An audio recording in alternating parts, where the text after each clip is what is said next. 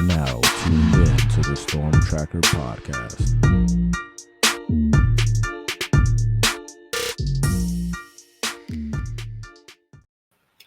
All right, Storm Tracker podcast here. I'm Marcus Benjamin here with my guy Frank Tucker representing the Crib, South Florida.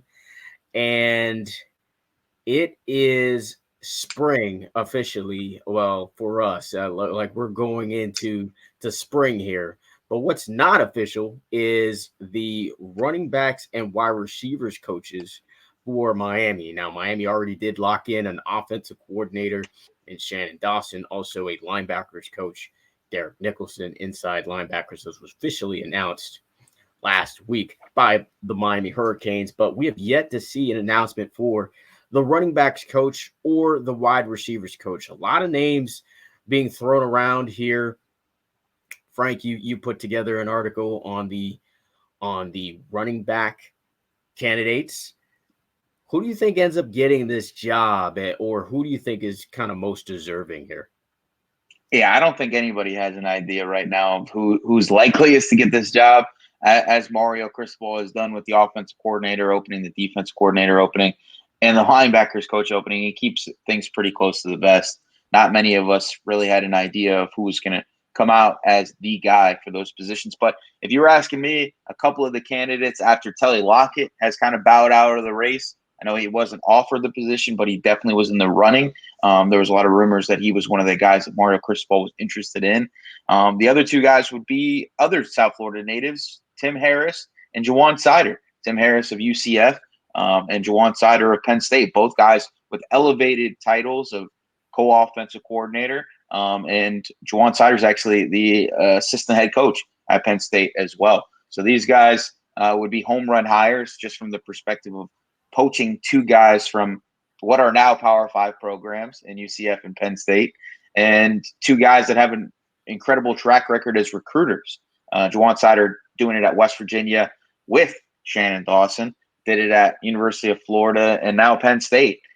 He's just one of those guys that we know so well in South Florida because he constantly comes down here and gets in the race for a number of top prospects, and he'll be continuing to do that whether he's at Penn State or Miami.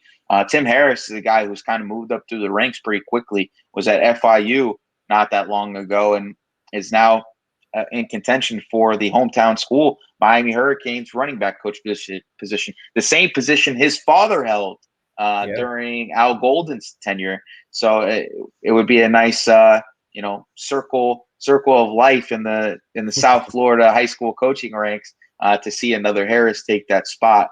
So those are the two guys for me that I think would be best fits. I think Mario's running back coach from his time at Oregon, Jim Mastro, probably doesn't come just because of what have been rumored as family health issues that keep him on the West Coast. I would not be surprised to hear Mario reach out to him, but I don't think that's something that's feasible at this time. Yeah, I like the Tim Harris possibility just because, hometown guy, knows the area, already has recruited pretty well in the state of Florida. So he kind of has expanded his landscape, so to speak, of recruiting. So I would like to see that happen just because, hey, it's Tim Harris. It's coaching royalty in South Florida with his dad being at Booker T. I mean, they already got one of the best running backs in the state, and Gerald Modest there at Miami Booker T. Washington. Maybe some momentum picks up there if Tim Harris indeed takes the job. And just the simple fact of getting a hometown guy at that particular position, because for me, South Florida does not have a shortage of skill position players, especially when it comes to running back. Miami picked up two local running backs last cycle, and Chris Johnson and Mark Fletcher. So the talent is always here in South Florida.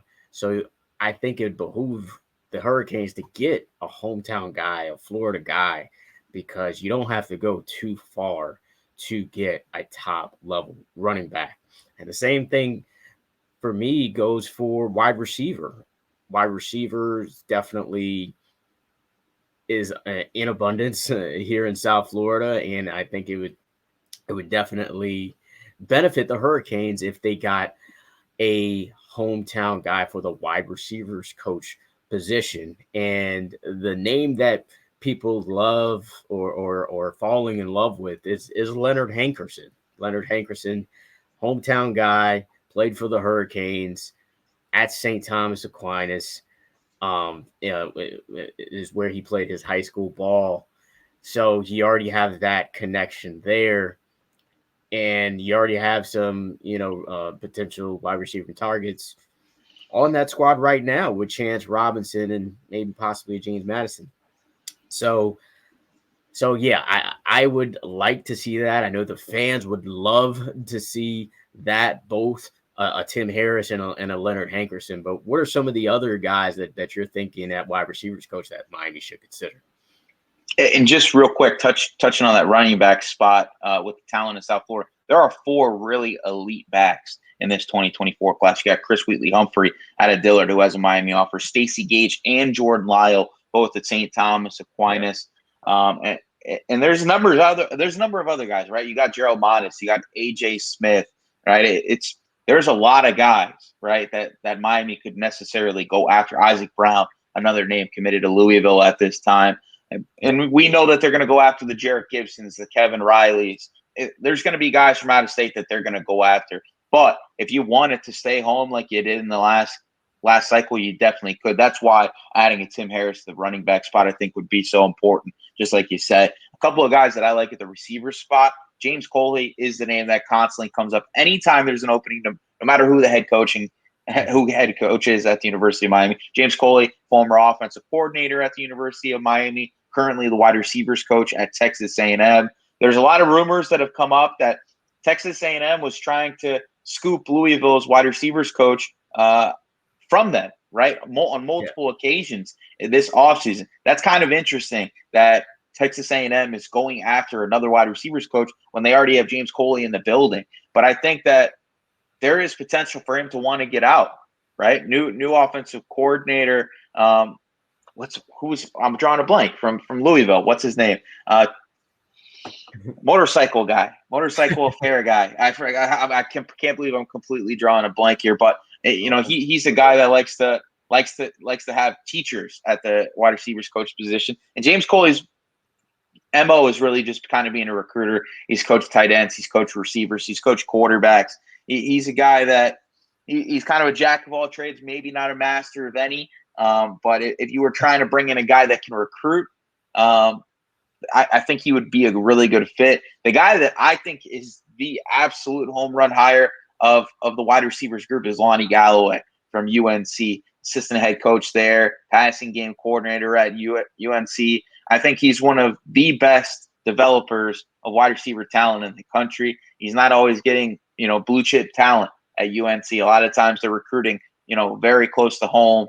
That's just kind of their MO. And I think that at Miami with this air raid offense and the talent that is, and it's Bobby Petrino. I'm sorry. Now I got it. Bobby Petrino. He's the offense coordinator at Texas A&M now. And from what I heard, he wants a developer of talent at wide receiver, not so much a guy like James Coley, who I'm not saying is a bad coach, but his thing is not really developing receivers into first-round draft pick guys. That's just not really what he is. He's more of a guy that's going to go out and be your ace recruiter on the offensive side of the ball. But Lonnie Galloway, just the whole package. It's going to cost them a lot of money to go get that guy, but with the bag that Miami has for this coaching staff, I think that he's the option number 1, and there's no 1B.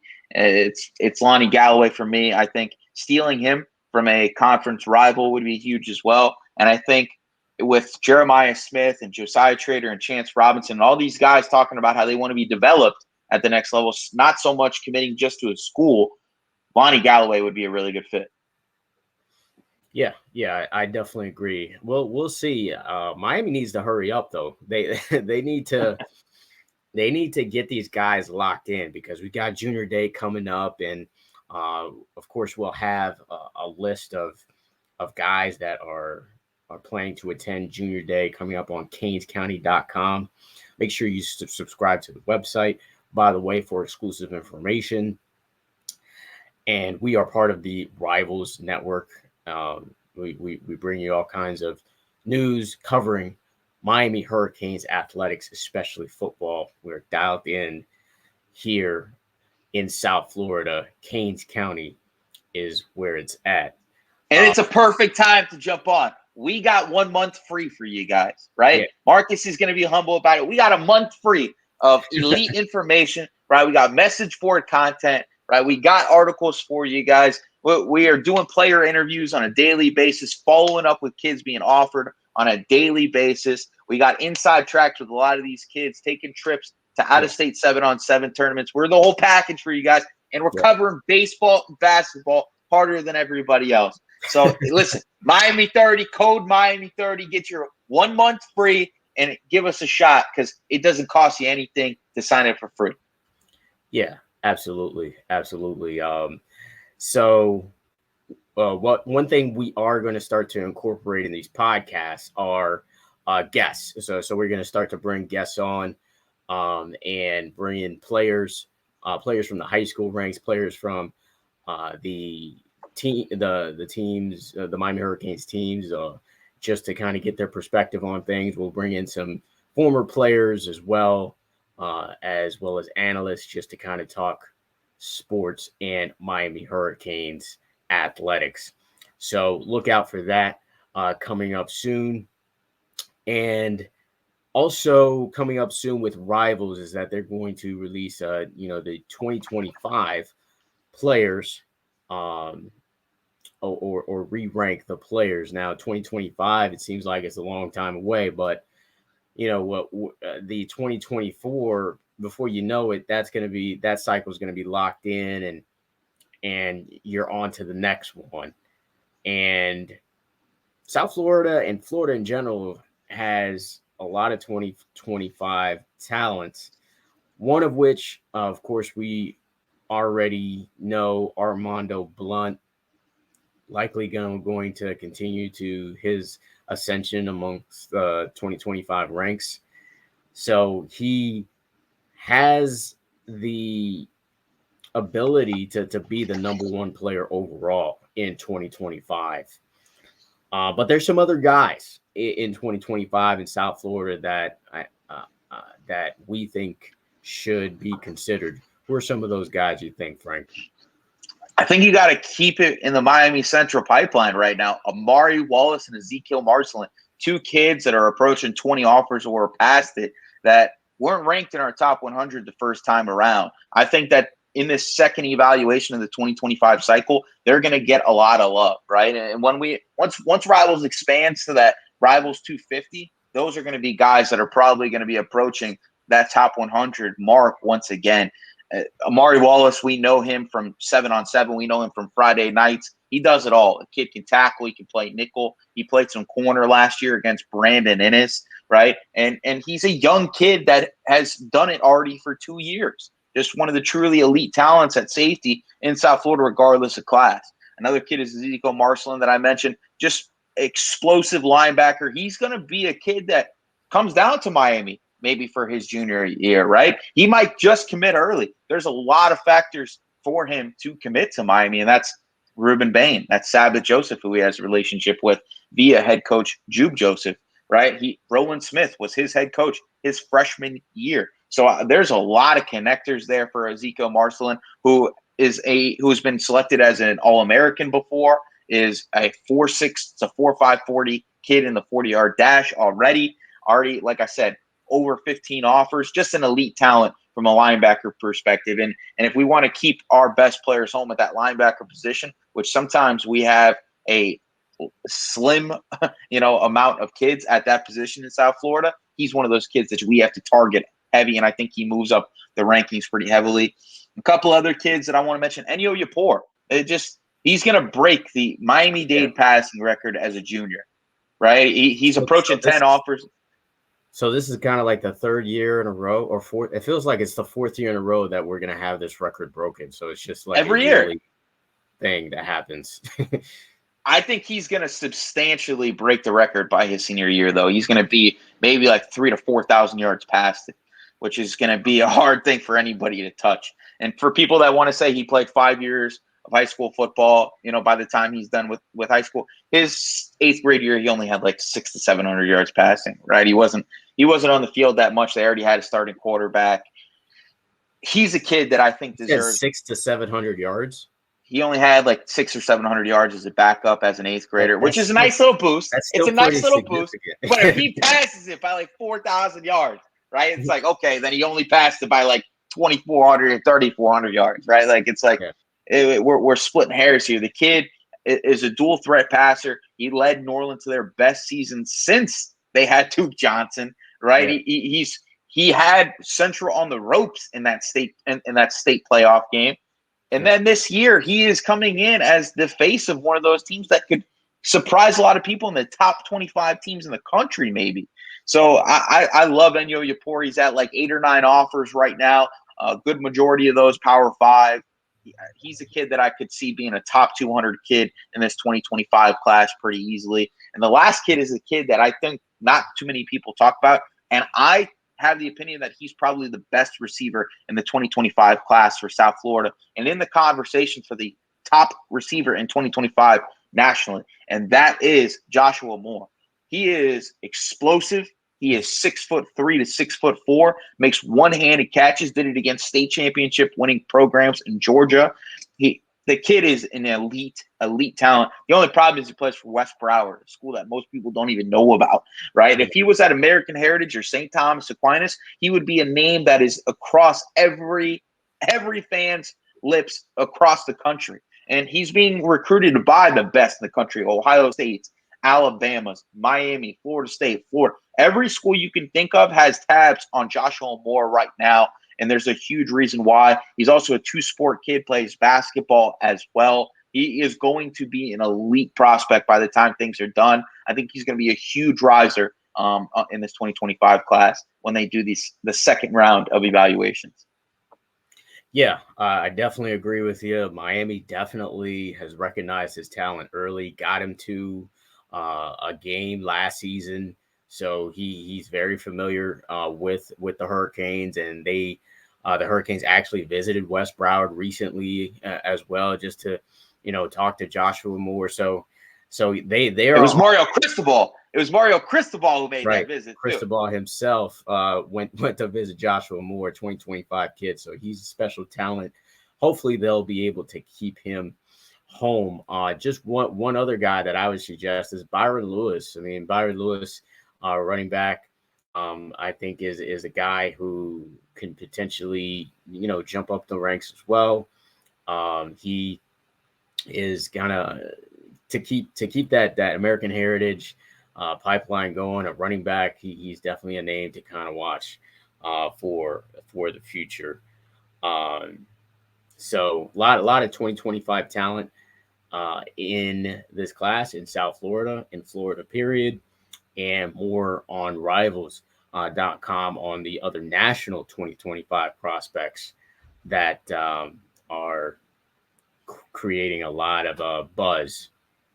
And aside from that, it's been, basketball and baseball going on in Coral Gables.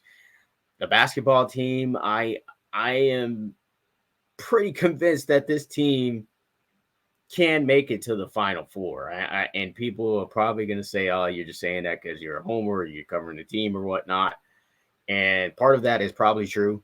But at the same time, this team, there's no one player. Obviously, Isaiah Wong is a tremendous talent. And by the way, make sure you shop the clothing line on bluechipteam.com. A lot of great apparel from him, including a sweatshirt, hoodie that says Unguardable. And he's been basically that. He scored 27 points in the last game to lead Miami to another victory over Wake Forest over the weekend. But it's not just him. It's just there's a lot of guys that contribute on this team or that can really lead this team in scoring. You got Jordan Miller, who's kind of your Mr. Everything. If you need rebounds, he's got you. If you need assists, he contributes. He plays solid defense as well.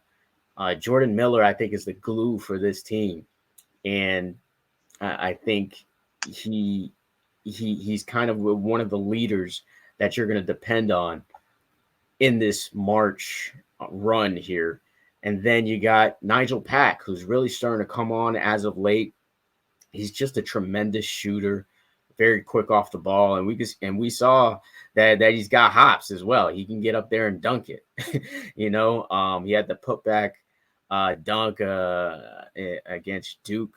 I mean, this is a guy that can get hot at any time. I mean, he was on fuego a couple of times within the past month, and he's a big reason why they're currently riding a 6-game winning streak. And then you got your guy in the middle, Norchad Omier, who is an undersized center. He's 6'7", but he gets the job done. I mean, a comparison as far as to how he rebounds, and this is kind of a really good, high praise for him, is Chris Webber. I think as far as the way he is able to rebound the ball, he just rebounds at that intensity and that size, and he's not overly tall, just like Chris Webber. It was, he wasn't the tallest guy, but he was able to just kind of use his body and put in maximum effort to get the basketball when it comes to rebounding. You wilding out with basketball today, man. You feeling froggy with the comparisons. There you go. Yeah. They better win ACC tournament play if you're talking like that about one of these Hurricanes players, man. Hey, yeah. I ain't no basketball guy, but I know who Chris Webber is. So. Yeah. And if you're comparing this guy to Chris Webber, man, hey, they better make it to the Final Four. They better. He better. If you got a piece of Fab Five, you better be making it deep, my boy. Yeah. I certainly think they have the potential to do so. I mean, the ACC tournament, anything can happen. Teams get hot or whatnot. Sometimes players get cold shooting the basketball, so you never know what can happen. Of course, in March, it's kind of the same. But this team has the potential to be that good, because you can't really focus in on one guy. As I said, you've got a number of different guys that can contribute here. Coach L, he's got it going again, and they play again tonight against Virginia Tech on the road. It's going to be a tough game because these are kids, man, and kids, I think, subconsciously kind of feel themselves, and maybe and then on the road, it's a tough environment. So it's going to be up to Coach L to really kind of make sure he motivates this team to beat the Hokies tonight. They've already beat them earlier this season. So it's going to be a tough one for them to win on the road. But I think the Hurricanes pull out a very, very close victory, and then you got games against Florida State. Miami's still undefeated at home. They're one of the few teams in the nation that are undefeated at home. So it's a real home court advantage. Florida State not that good this year. Miami blew the doors off of them in Tallahassee. I expect the same thing to happen this Saturday against the Noles, and then I think they finish up at home against Pittsburgh, and Pittsburgh is a team that beat them earlier this season. So that's actually the last time they lost a game was to the Pittsburgh Panthers. So it's going to be interesting how they complete this season. They still have a chance at the ACC regular season title. So they would just need Virginia, who is the only ACC team ranked in the top 10, to lose. Miami already has a victory over the Cavaliers this season. So, well, we'll see how they finish that out. So that's basically my take on the basketball squad. And then let's bring it to baseball, man. I went to my first baseball game at Mark Light Stadium on Friday night. It wasn't the best result at all. Gage Zeal got rocked. There's no other way to really describe it, but he got rocked 2 innings. And Yo, the sky was falling for Canes fans on Friday, man. They were talking about firing this guy. They were talking about this is the worst team in years. You look on the message boards, we got fans talking about this team is a shell of what it used to be. It used to be a baseball powerhouse. And then what happens? The team is a game-winning. They got a game-winning win right at the end the other night. And it's like, what are we talking about? You know what I'm saying? It's baseball. It's baseball. It's not. They're not going to win every game. Come on. There's too many games for them to win every game. They got upset at home. It's okay. They're going to be fine. They got a lot of talent. There's always a top recruiting class with this Hurricanes baseball team. You know more than I do, being at a lot of the preseason games, the practices, press conferences, and talking to the coaches and stuff. Yeah. But overall, man, Canes fans, you got to relax, man. You got to relax. We got way too much riding on opening day. Right. Jesus. Yeah. I mean, I provided my takeaways on the series against Penn State. You can see that on canescounty.com on just basically what I think should happen or what did happen last weekend. I mean, Gage Zeal, he had one of probably the worst performance that it was a nightmare for him. Let's be honest. You pitch 2 innings and you give up I think it was 9 hits or something like that. It was just bad, giving up 16 hits overall, 9 runs. Miami just didn't have enough firepower to come back, and then they bounced back in a big way. Zach Levinson obviously is your MVP of the weekend, 3 home runs, batted .500. I mean, he was your guy. He was your boy, during the weekend.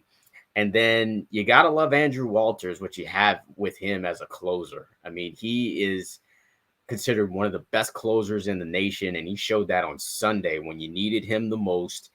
Miami was down 2-1, and going into those last 2 innings, you needed some shutdown innings from Walters. He provided that with 5 strikeouts out of 6 batters that he faced. So pretty impressive from Walters. We're going to be leaning on him pretty much for the entire season to close out games the way he did. And then you got to give props to CJ Kafis with a walk-off home run. He was having a tough outing in that game. It was actually his only hit of the entire game. So, he saved it for what it mattered. To keep it positive, great, awesome. But it came down to basically the final swing against a Penn State team that I don't think anybody really thinks is going anywhere. And that's what you needed to win this series. So I think head coach Gino DeMare has a lot to kind of figure out with this lineup. He changed the lineup he changed the lineup every game so far. And so he's going to have to figure out who is going to be dependable for the rest of the season. And there's some questions at leadoff hitter with Dario Gomez, and there's questions to maybe move Zach Levinson up to that cleanup spot because he's been lights out. So there's a lot of questions to be answered, but like you said, Frank, this is only the first series. But you know how Canes fans are. We overreact at everything. Oh my gosh. My gosh. So we'll see how all of that plays out. Should be an interesting season. I think this team still has a legitimate chance to win the Coastal Division and go to Omaha. And like I said, the basketball team, we'll see how they finish out the season. But Canes doing well in both on the diamond and on the court. So what else you got, Frank? Anything else you want to? Yo, you guys are absolutely going to love this interview that we have coming up. It's going to be out in a couple of days, maybe even potentially tomorrow. It's going to be We're going to have one of the top kids from the 2023 class on here. It's going to be a nice little surprise. I know you guys have been kind of clamoring for us to get some interviews out there on top of Marcus and I kind of sitting on our soapbox and talking about the Hurricanes football, baseball, and basketball programs. But it's going to be a nice little change up. We're going to try to do this a little bit more going forward, trying to get guys on that you guys want to hear from. And listen, like I said, tell your friends, tell your family, tell your coworkers, Miami 30, 1 month free of Canes County, right? Miami.rivals.com. Listen, we're new to the game, to Rivals, right? But we've immediately come in and given you guys a ton of information. We've broke a bunch of stories, right? We're giving you guys content that you're not getting anywhere else, right? We're giving you articles on a daily basis, message boards, we're on it. We'd love some more interaction from you guys. And just jump on Miami 30. Get your first 30 days free at Miami.rivals.com. Yep, and make sure you follow us on all social media platforms. Follow us on Instagram, Twitter, Facebook. Follow this YouTube channel. And also make sure you tune in for this Storm Tracker podcast, available wherever you get your podcasts, including SoundCloud. That's going to wrap it up for this edition of the Storm Tracker podcast. We'll catch you on the flip side.